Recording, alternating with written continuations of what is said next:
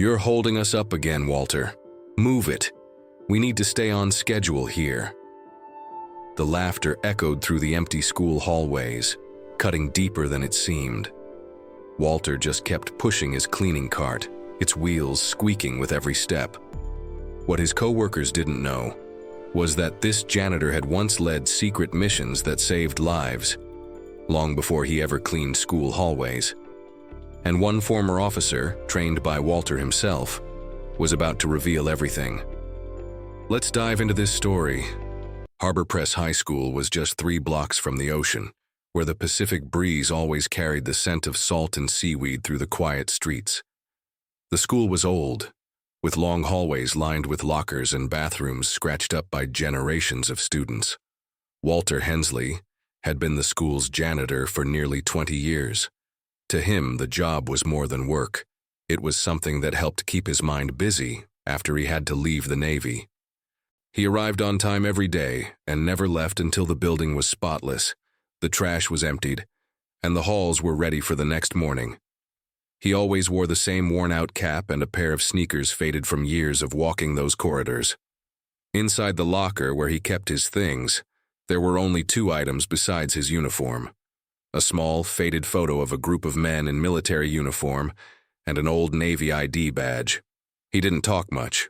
He usually responded with a nod, a quiet "yes, ma'am," or a simple "sure," and rarely joined in on team conversations. He was methodical, precise in everything he did, and his back hurt every day from a severe herniated disc. That made him slower than the others, which quickly became a reason for whispers and jokes among the younger staff. But despite the comments, Walter never complained. At 67, he carried on with quiet focus, as if time moved differently for him. Everything he did perfectly, and no one could deny that. At the end of every shift, without fail, he finished his routine by sitting alone on the bench in the courtyard, watching the sky darken behind the trees. There was a kind of peace in the way he moved, but also a heaviness in his shoulders, as if he was carrying more memories than he could ever share. School days were always busy, especially near the end of the semester. Teachers were rushing to finalize grades, students were planning graduation, and staff were dealing with the everyday chaos of teenage energy in full swing. In the middle of it all, Walter kept to his own pace, cleaning each corner with an almost handcrafted attention to detail. But the way he worked started to bother some of the team. "Walter cleans the water fountain like it's a piece of art," joked Jeremy, another janitor. "I've asked him to start with the meeting rooms, but he always just says, 'I'll get to it,'" said Oliver, the head of maintenance. Over time, impatience turned into frustration, and frustration into mockery. "You're holding us up again, Walter. Move it. We need to stay on schedule here." The laughter echoed through the empty hallways, cutting deeper than it seemed. Walter just kept pushing his cleaning cart, its wheels squeaking, while the others rushed past him. The truth was, something about Walter made people uncomfortable. It was as if doing everything with care, more than what was expected, triggered resentment or envy. And day by day, the looks became more critical. The breaking point came on a Friday, during the monthly staff meeting in the teacher's auditorium. Interim Principal Sheila Morton was under pressure to deliver results and push for more efficiency across all departments. "We need to review a few procedures on the night shift," she said. "Some delays are making it harder to open the school on time in the morning." Oliver seized the opportunity. "If I may, I think we should consider a replacement in janitorial. All due respect to Walter, but he just can't keep up anymore. We need someone quicker, someone younger. You know how fast everything has to move nowadays." Some chuckled quietly. Others nodded, a bit uneasy. Walter was there, sitting in the back of the room holding an old clipboard. He looked up for just a second, the kind of glance that said the hit had landed. But he said nothing. The principal turned toward him. "Mr. Hensley, would you like to comment?" "No, ma'am, all good," he replied, voice steady but low. After the meeting, Walter went back to work. He cleaned the auditorium in silence as if nothing had happened. But that night he stayed half an hour later than usual. He swept the courtyard twice, wiped down the windows no one ever cleaned, and before he left, he stood for a few minutes in the main hallway, staring at the school's dusty trophy case. The next day, Oliver found a small note on his desk, written in neat handwriting. "I'm available to train whoever comes to take my place. Walter." Oliver crumpled the note and tossed it in the trash without replying. In the following days, Walter continued doing his job, but his steps grew even slower. He no longer sat in the courtyard after his shift. He stopped having coffee in the break room. He seemed to shrink a little more with each passing day. Some of the older teachers, who remembered him from his early days, spoke in hushed tones. That man deserves more respect. He was doing this job before half the staff even worked here. But those voices were few. Most people just kept up with the rush of their routines. What no one knew was that before Walter ever learned to push that cleaning cart, he had once carried wounded men on his back, and every slow step hid memories he'd rather not speak about, until the night of the graduation ceremony came, and everything was about to change. Graduation night had always been one of the most anticipated events of the year. Parents, grandparents, students, and teachers packed the indoor gym, which was transformed with decorative lights, flowers along the bleachers, and a long table neatly covered in carefully arranged diplomas. That Friday, the gym was especially full. Over 200 students were graduating. There were balloons in the school's colors, a live band playing soft versions of popular songs, and the guest dean was ready to give his speech about the students' bright futures. Walter arrived earlier than usual, as always, without drawing attention. He wore the same worn-out cap and the old badge hanging from his chest, its lettering faded over time. His name, Walter Hensley, was barely readable. But no one called him by name that night. To everyone, he was just the janitor. That afternoon, he had cleaned the stage, arranged the chairs, checked all the power cables, and tested the microphones, all by himself. Then he sat at the back of the gym behind the last row, just like he always did. He stayed away from the spotlight. He preferred to watch, with that gaze that always seemed to see more than it showed. From the stage, Principal Sheila glanced across the audience. She noticed Walter in the back, but quickly looked away. Oliver, the head of maintenance, stood on the opposite side of the stage, tablet in hand, taking notes and giving instructions to the support team. Everything was running as planned. The announcer began calling the students' names. One by one, they walked across the stage, received their diplomas, and posed for photos. The audience clapped rhythmically. Every now and then, a proud, "That's my boy," echoed from the bleachers. Emotion filled the air. Then they called the name Brian Morgan. A man stepped out from the right side of the stage, wearing a United States Navy officer's uniform.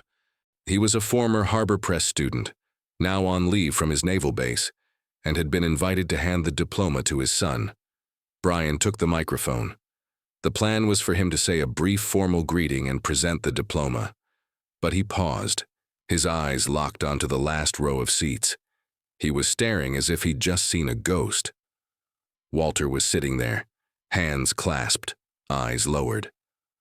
Brian froze for a moment, took a deep breath, and said, "Before I hand out this diploma with the principal's permission, I need to do something that should have been done a long time ago." A soft murmur ran through the crowd. Sheila frowned. Oliver looked up from his tablet. "Tonight, I saw a face I never expected to see again.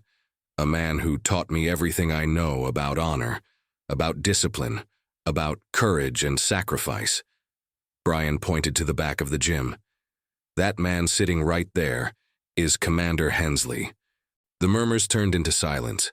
Brian stepped off the stage and walked across the gym floor, all the way to the last row. He stopped in front of Walter. "Commander, with your permission." Walter slowly lifted his eyes. There was something between surprise and weariness in them. Brian saluted, and the entire gym stood up. Parents, students, teachers, even the principal, everyone on their feet. The applause started quietly, then grew stronger. Some students began filming with their phones. Walter removed his cap slowly, stood up with effort, as if every bone needed permission. He gave a small nod. He didn't say a word, and he didn't have to. That night, the old janitor was invisible no more. The morning after graduation, the school felt different. The atmosphere had shifted. On the front bulletin board, someone had pinned a blown-up photo from the night before. It showed Brian Morgan, saluting Walter. Just below it, a handwritten note read, "Not all heroes tell their stories, but they deserve to be remembered." During the morning break, small groups of teachers whispered to each other, "Did you know he had served?" "No." "Did you hear what Brian said about Walter?" "He called him Commander." "Did you see his face?" That man wasn't joking. Oliver, the maintenance supervisor, stayed quiet all morning. He avoided crossing paths with Walter in the halls. He kept telling himself there was no way to know, that no one knew, that he was just doing his job. But deep down, something weighed on him. That note Walter had left a few days earlier now seemed 100 times heavier in his memory. At lunch, Principal Sheila Morton called a staff meeting. Teachers, aides, and part of the administration were present. "I think we all learned something last night," she began, "about judging people by appearances." Some nodded, others looked away. "Mr. Hensley will continue to be part of this school, and starting today, he deserves to be treated with the dignity and respect he's always shown to us." From that day on, small changes began to take place. The school library created a section called the Honor Room, where students could explore stories of veterans from different eras. The first story featured was Walter Hensley's, based on a recorded interview, the only one he ever agreed to give at Brian's insistence. One Wednesday afternoon, Oliver walked into the gym while Walter was picking up cones from a sports activity. "Mr. Hensley, can I speak with you for a minute?" Walter looked up but kept gathering the cones. "Sure." Oliver hesitated, looked down, then up at the ceiling. Finally, he spoke. "I wanted to say I'm sorry for what I said in that meeting, for the things I let happen. You do your job really well, and we'll respect your pace. And we'll try to support you with your back issues." Walter set the trash bag down for a moment. "That's not necessary." "It is," Oliver said. "I was wrong and you deserve better. You're a good man, and we need more people like you in this school." And for the first time, the name Walter Hensley began to be spoken at the school with respect, not because he asked for it, but because of the example he had always set. In the weeks following graduation, the school's routine returned to normal, or almost.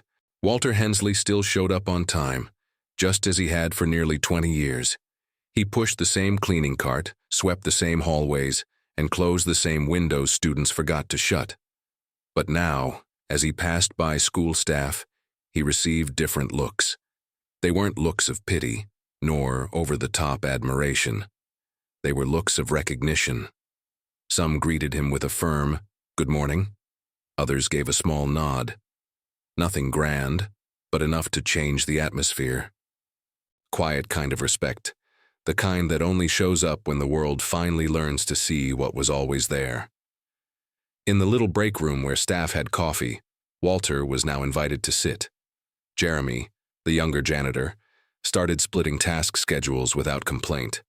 He even offered help when he saw Walter bending down to clean the fans or dragging boxes out of the science room. It was as if Brian Morgan's words that night were still echoing through the hallways. And somehow, everyone began to ask themselves, what else am I not seeing in the people around me? Walter walked up to the second-floor hallway near the library, where the new veteran photo wall had been installed. At the center, his photo had been placed in a simple frame. Beside it, a small caption read, "Walter Hensley, Retired Commander, U.S. Navy."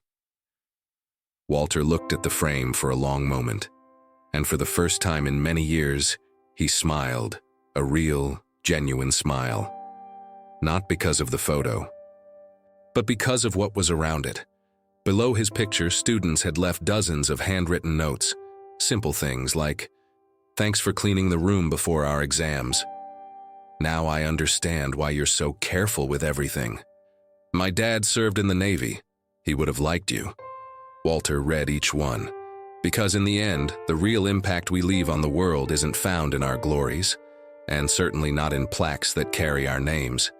It's in the way we live, in the actions that quietly inspire others to do what's right, to set an example for the next generation. And in that, we can know with certainty that our duty is done. If you enjoyed this story, click the like button and subscribe to the channel so you don't miss the next.